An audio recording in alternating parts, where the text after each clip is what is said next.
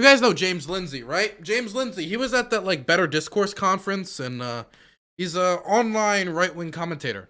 Well, as most normal people do, he is arguing with the Auschwitz memorial.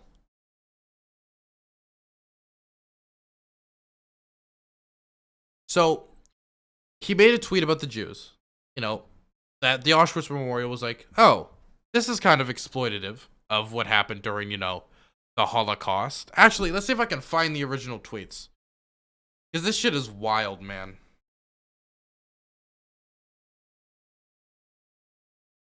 I don't know why anybody would debate the Auschwitz memorial. It feels like just a losing battle from the start.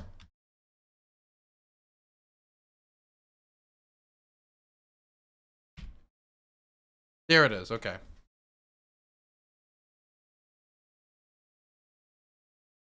See if I can find it.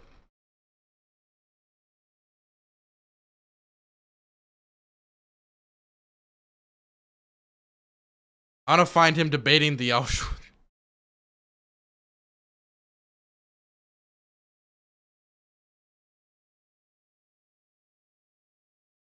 Okay. Okay, so here it is. James Lindsay got in a debate with the Auschwitz memorial. And so what happened was, he makes a tweet about the Holocaust. History break. How 1940s Germany legally justified the creation and utilization of the Warsaw Ghetto, segregation people for public health and public safety. Let's listen to the video he posted. We are segregated and separated from the world and the fullness thereof, driven out of the society of the human race. The conquerors have closed the city parks to us. Anywhere that a tree has been planted or a bench has been placed, Jewish children are forbidden to derive enjoyment. It pains the heart to see the sorrow of our little children. Notice. By order of the district governor and effective immediately, a self-contained Jewish quarter is to be created in the district of Warsaw with a view to preventing the spread of disease. This involved the resettlement of around 700 ethnic Germans, 113,000 Poles and 138,000 Jews. The Warsaw Jewish Housing District is an enclosed area, cut off from its surroundings by walls, fences and so on. Movement of persons and goods in and out of the area is by special permit only. Dr. Friedrich Gollert, SS Untersturmführer, Head of Division of Regional Planning, Office of the Governor of the District of Warsaw. The German army and civilians must in any event be protected from the Jews, immune carriers of disease. The separation of Jews from the rest of the population, Polish as well as ethnic Germans, is a moral and political imperative. Traffic in the centre of Warsaw has also been only minimally affected by the creation of the Jewish housing district. In the interests of the Wehrmacht and the economy, great care was taken to ensure that certain main thoroughfares would remain crossable without obstruction to through traffic. Waldemar Schön. Okay, you get the idea. So it's talking about how the Jews were segregated and divided from society and then placed in the ghettos, right? Now, I don't think I need to tell you all why it is wrong to compare the Holocaust to vaccines and vaccine mandates, but I'll do it anyway, because who knows? There's a lot of people who watch my show. So the first thing is, over 6 million people died. Jews were shoved into gas chambers. Homosexuals were shoved into gas chambers and killed, divided from society, and with their rights taken away, right? Now, let's talk about what was talked about there. The ghettos. The vaccinated are not being told, hey, you cannot move. I did not have to show my vaccine card when I was recently in California. I just got on a plane, went over there, came back. At no point was I asked for a vaccine card. Even when I went to stores. There was no placement of me, even though I am vaccinated. There's no placement of anybody I know who's unvaccinated into a ghetto. There is no rights being taken away from the unvaccinated. The unvaccinated have not been told that they can no longer use their First Amendment rights. They have not been told that they no longer could use their Second Amendment rights, a right to a fair trial. None of that is happening. And when it gets to the section that I think he's most interested about, the carriers of disease section, I think that's what he's mostly selling this on. The difference is the unvaccinated are actual carriers of disease. Jews are not. The Nazis tried to sell it as if the Poles and the Jews, Poles as in the Polish community, were inherently dirty, filthy, and therefore they carried diseases. Whereas there is no scientific evidence to back that. It was their immutable characteristics. There is no immutable characteristic about being unvaccinated. If you don't wash your hands, you are more likely to be a carrier of disease. If you don't take medication, you are more likely to be a carrier of disease. If you do not get vaccinated, you are more likely to be a carrier of disease. These two things are not comparable. Unless James Lindsay is saying that Jews are inherently more dirty and they are carriers of disease, which I don't think he would admit to that, but I don't want to test my luck with James Lindsay. So, seeing this, and can I also just say for some background, my ex used to work at the Holocaust Museum, and there was nothing that pissed her off more, or any of the staff that I met there from when I was dating her, than people exploiting the Holocaust. I remember I was walking to the Holocaust Museum for her first ever tour, and she was bringing me on a tour of the Holocaust Museum. She was really excited to finally get to work there because she was super interested about teaching to people about the Holocaust she wanted to preserve the history, and she met so many survivors that it meant a lot to her. And while I was walking there with her, there were anti-abortion protesters outside of the Holocaust Museum with these signs. And these signs had victims of the Holocaust on one side and aborted fetuses on the other. And it said, "Stop the modern Holocaust." And in the museum that day, there were Holocaust survivors.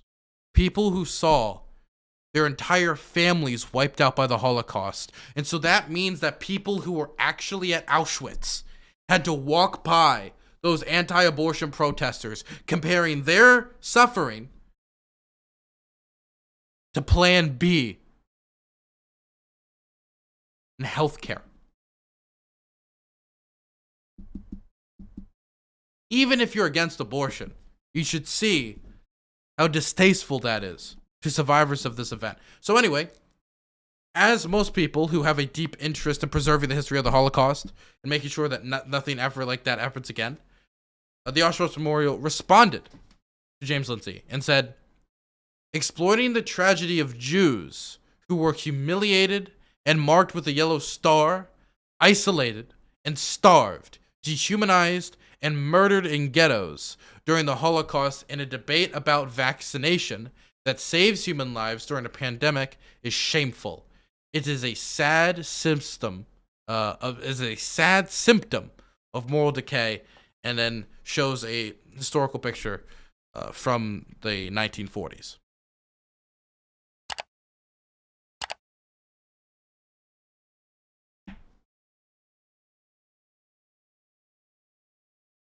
I gotta say, I want to go through the replies, but I don't think it's a good idea. So I think I'm gonna just not go through the replies to the Crow tweets because I'm very scared of what the replies to the Crow tweets are. But I will look at one. And that is James Lindsay tweeted and then retweeted because he was still ratioed by the Auschwitz Memorial. Can I just say, getting ratioed is one thing. Getting ratioed by the Auschwitz Memorial is just some other level of just painful. He retweeted the tweet we just read with, "Don't talk to me about moral decay when you stand on the side that will repeat the atrocities you claim should happen never again. Unless men like me can prevent them, don't you dare." So this is a few things. The first thing I want to acknowledge is the main character syndrome James Lindsay is going through right here. The thing that James Lindsay, is the hero. You know, he puts on his costume and he is the man who will stop the modern Holocaust like Superman. He is the hero of this story, and I have to do the real work while the people who document the Holocaust stay on the sidelines. Because he's the main character. The world revolves around him. So,